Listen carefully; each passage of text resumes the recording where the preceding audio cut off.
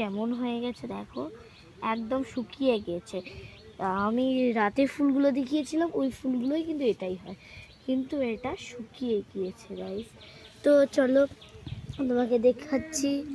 চলো, এইটা আমার বুনু আমার সাথেও এসেছে তো ড্রাগন বাড়ি দেখতে। চলো আসো আমার সাথে সাথে আসো। তো দেখো এখানে দুটো ড্রাগন ফুটেছে।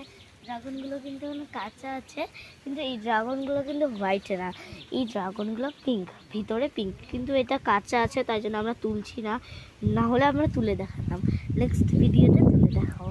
চলো গাইস এদিকে আসো।